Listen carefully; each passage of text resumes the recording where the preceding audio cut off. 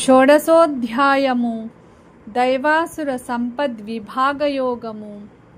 శ్లోకం 16. అనేక చిత్త విభ్రాంత మోహజాల సమావృతాః పుస్ప్రస్తకాః కామభోగేషు పతంతి నరకేషు చౌ. తెలుగు తాత్పర్యము.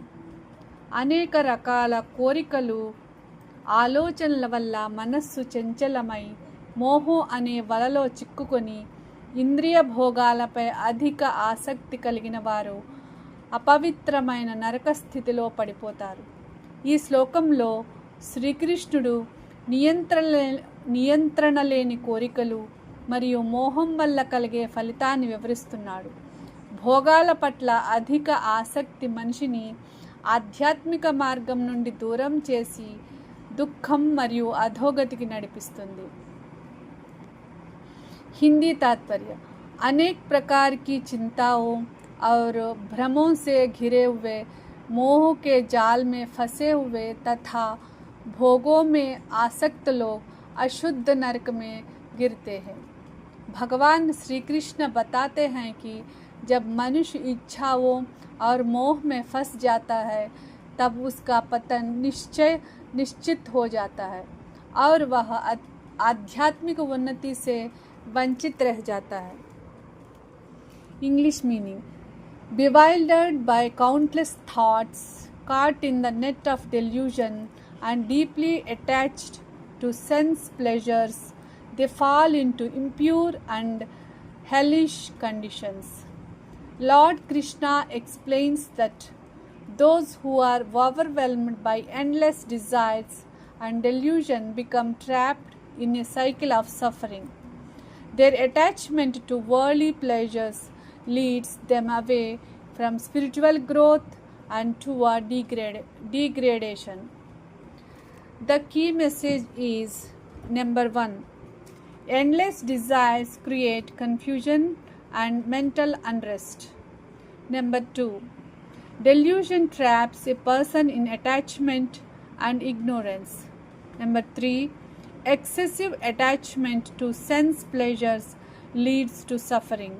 Number 4, freedom and peace come through self-control, wisdom and devotion to the divine. షోడశోధ్యాయము దైవాసుర సంపద్విభాగయోగము. శ్లోకం 17. ఆత్మసంభావితాః స్తబ్ధా ధనమానమదాన్వితాః యజంతే నామ యజ్ఞైస్థే దంభేనా విధిపూర్వకం. తెలుగు తాత్పర్యము.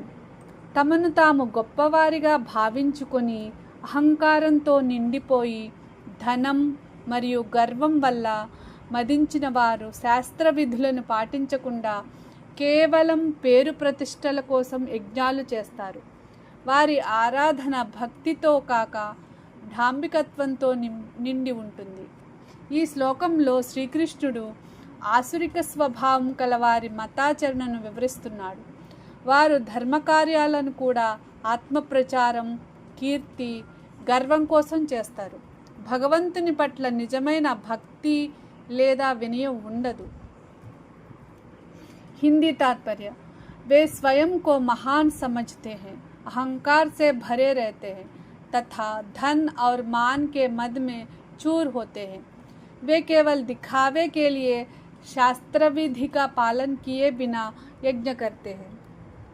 भगवान श्री कृष्ण बताते हैं कि ऐसे लोग धार्मिक कार्य भी सच्ची श्रद्धा से नहीं बल्कि प्रतिष्ठा और अहंकार के लिए करते हैं.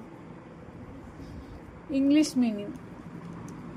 Self-conceited, stubborn and filled with the pride of wealth and status, they perform sacrifices merely in name, out of hypocrisy and not according to spiritual injunctions.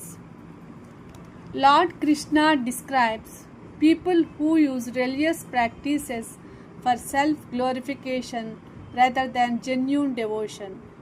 Their actions are motivated by ego and display, not by sincerity or adherence to spiritual principles.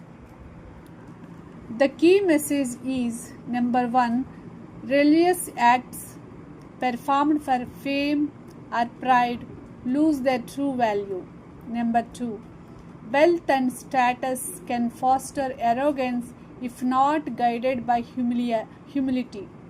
Number 3, true worship requires sincerity, devotion, and respect for dharma. Number 4, spiritual growth comes from humility and genuine faith, not outward display. షోడశోధ్యాయము దైవాసుర సంపద్విభాగయోగము శ్లోకం 18. అహంకారం బలం దర్పం కామం క్రోధం చ సంశ్రితాః మామాత్మపరదేహేషు ప్రద్విషంతోభ్యసూయకాః.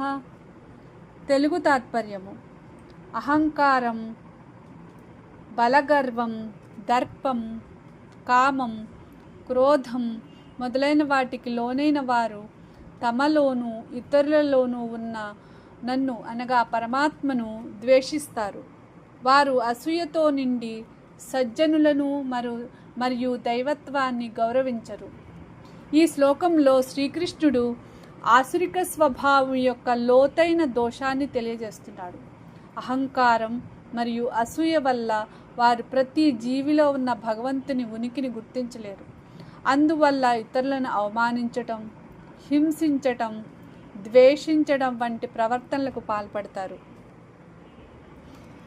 हिंदी तात्पर्य: अहंकार शक्ति का घमंड, दर्प, काम और क्रोध का आश्रय लेकर वे अपने तथा दूसरों के शरीरों में स्थित मुझ अर्थात परमात्मा से द्वेष करते हैं.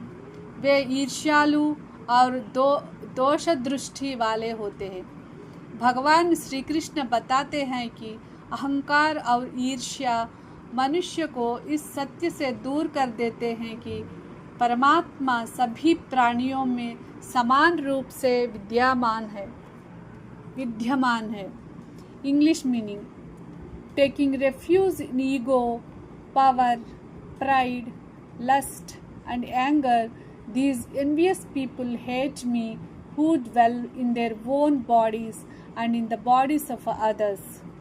Lord Krishna explains that those dominated by arrogance and selfish passions fail to recognize the divine presence in all beings. Their envy and hatred separate them from spiritual understanding and compassion. The key message is number 1, ego, pride, lust and anger obscure spiritual vision. Number 2, the divine resides in all living beings. Number 3, envy and hatred prevent one from realizing this truth. Number 4, respect, compassion and humility help us recognize the presence of God in everyone.